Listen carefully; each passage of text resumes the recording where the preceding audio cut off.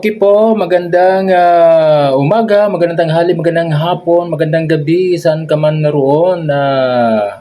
Salamat po sa inyo pong support. Ito po yung inyo pong lingkod dahil muli ay nagbabalik kaya mayroon naman tayong ibibida sa oras na ito. Ano po? So, kung ngayon ka lamang po napadpad na ang aking pong Mounting Channel, please consider to subscribe sa ating pong YouTube, Dong Henry Couple Vlogs, at sa ating Facebook page po natin na kaumpisa pa lamang ay Halaman Kaalaman. At tayo po ay pinopromote po natin ang atin po mga herbal at saka yung mga mayaman sa mga nutrients, yung nutritional benefits na mga gulay. Yan. So, prutas at iba pang mga tanim na nandyan lang, pati mga damo, nandyan lang sa ating gilid. Ano? So, ngayon pong umaga ay mayroon po tayong ibibida.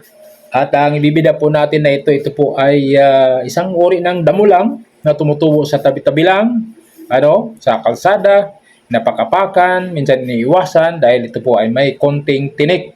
So, ang ating pong ibibida ngayon ay ang tadadang! Ito po, papansin nyo po, ito po ay makahiya. Yan, makahiya plant. So, may tanim din po tayo ito, inalagaan natin. Kasi, hinihiwalay po natin yung may mga health benefits or may mga medicinal na mga properties. So, ano po ang atin pong makukuha? Dito po sa makahiya. So, ang makahiya po ay tawag po dito sa scientific name niya ay Mimosa pudica. Yan, Mimosa pudica is valued in traditional medicine for its rich phytochemical profile including antioxidants, flavonoids, and alkaloids. And its extracts are commonly used to treat diarrhea, so joint inflammation, so may mga sakit-sakit sa mga kasukasuan, mga buto-buto, yan, and arthritis. Wow, lalo na sa atin na mga may edad na, malaking tulong po ito. Mga guys, nandyan lang sa tabi-tabi yan. Kunting kunting tiyaga, kunting tiis, huwag tayong masanay bibili ng mga gamot kaagad na instant pero hindi naman talaga, babalik lang din hanggang sa dumating yung time na magiging immune na, hindi natatalab. Yan, lilipat naman tayo sa ibang gamot. Pero mayroon po tayong makikita na pwede nating gawing tsaa, pang-replace sa kape o ano man na iniinom po natin na hindi naman nakakatulong sa ating karamdaman, o kaya naka-prevent ng anumang sakit na dadapo sa ating katawan. So ito po, assist in wound healing. Mayroon din po pala itong antibacterial or antibiotic na sinasabi, and alleviate the symptoms of asthma and diabetes. Guys, ito po ang makahiya. Huwag ninyong smallin ito. Huwag ninyong smallin kasi ang dami palang sakit niya na pwedeng daging sakit niya. Dami palang dala na pwedeng ayusin sa ating katawan, treat diarrhea, joint inflammation, and assist wound healing, alleviate symptoms of asthma and diabetes. Locally traditional practice and folk medicine utilize various parts of the plants for the following wound healing and skin issues. Kapag mayroon tayong problema sa balat o kaya mayroong sugat-sugat, yan, crush leaves or powdered seeds. May bulaklak din ito, guys, at may buto. Yan. So, nakikita ninyo dyan, may mga bulaklak yan at may mga buto din yan. Seeds are traditionally applied as a poultice over fresh wound skin disease and sores. Yan. To stop bleeding and promote healing. Yan. So, bulaklak niya, pwedeng, dikdikin, ika-crush siya, tapos itapal doon sa may sugat. Yan.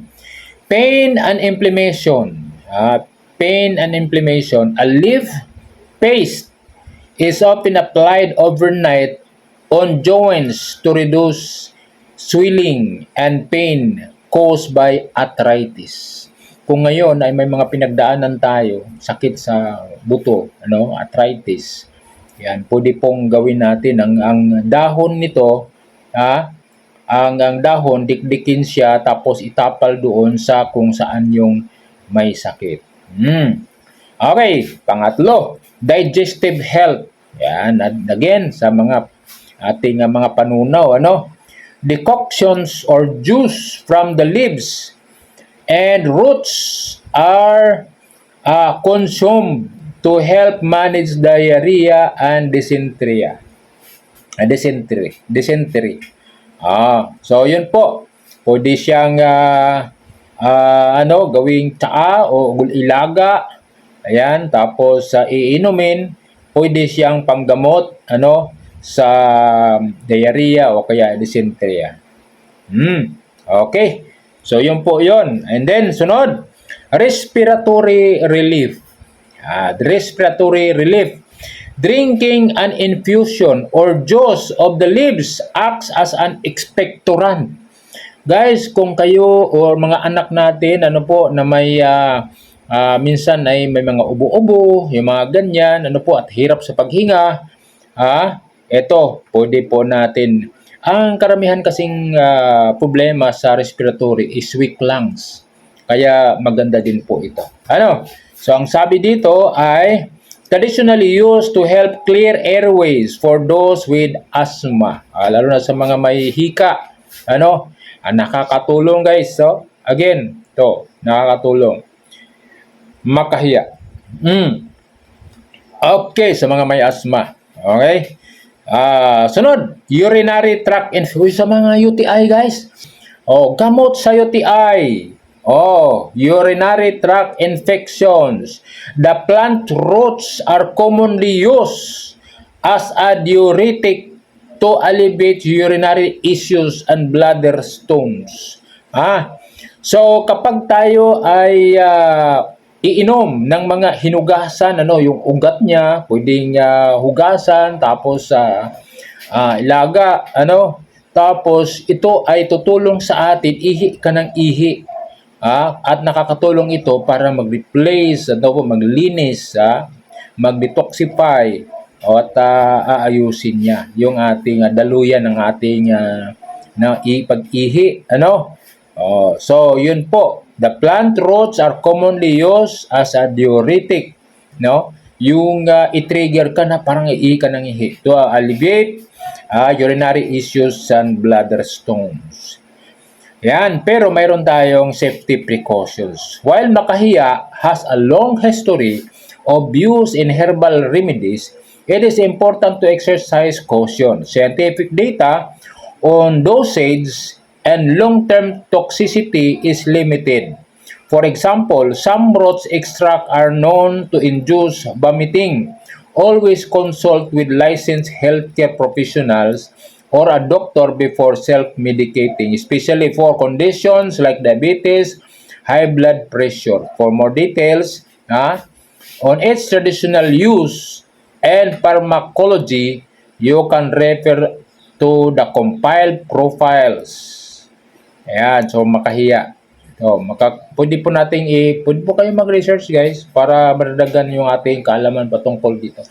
So, yan, ako po ay hindi maiwasan. Minsan nagkakape tuwing umaga. Ang mga tubig ko po na tinitimplahan ng kape ay hindi na po plain na tubig.